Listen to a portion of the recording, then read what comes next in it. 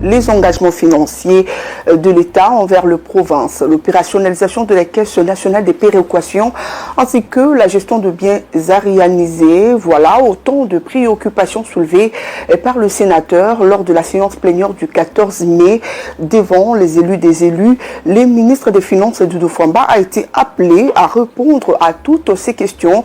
L'Argentine nationale a élagué quelques zones d'ombre en annonçant par ailleurs une enveloppe de 20 millions de dollars américains destinés à activer la Caisse nationale de péréquation, un outil stratégique de financement des investissements dans les provinces. Témoin de l'événement, Jonathan Makila et Sélé Chamala. À la chambre haute du Parlement, l'Argentine nationale a été convoquée pour éluder quelques zones d'ombre sur un certain nombre de sujets brûlants de son secteur. Les élus des élus ont enchaîné avec des questions orales, avec débat adressés au ministre des Finances par les sénateurs Célestin Vunabandi.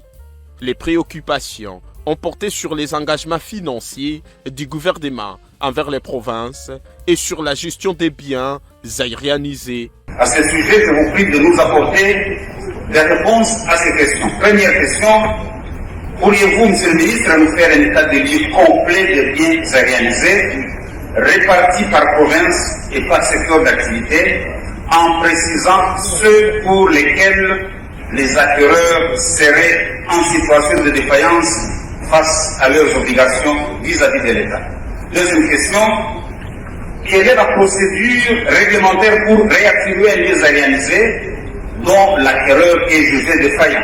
Face au sénateur, le ministre des Finances, Doudou Fwamba, a assuré que le gouvernement n'a pas abandonné les provinces. Donc, j'ai tenu à apporter ces précisions pour que les efforts du gouvernement soient notés. Parce que l'image qui est renvoyée est que nos provinces sont abandonnées. Et nous entendons cela pour la plupart des cas. Nos provinces éprouvent des difficultés. Nos provinces ne sont pas abandonnées. Si nos provinces étaient abandonnées, pourquoi notre Kinshasa aurait réussi depuis notre investiture par l'Assemblée nationale plus de 400 millions d'investissements? Par ailleurs, une enveloppe de 20 millions de dollars américains sera débloquée pour accompagner l'opérationnalisation de la Caisse nationale des péréquations, un outil stratégique de financement des investissements des provinces. Après son intervention, 29 sénateurs ont soulevé plusieurs préoccupations liées à la situation de leur province.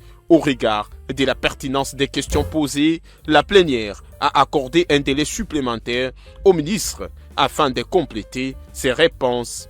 Pour mémoire, bien avant l'intervention de l'Argentine nationale, les sénateurs avaient procédé à la prorogation de l'état de siège au Nord Kivu et à Nituri. Merci à tous de nous avoir suivis.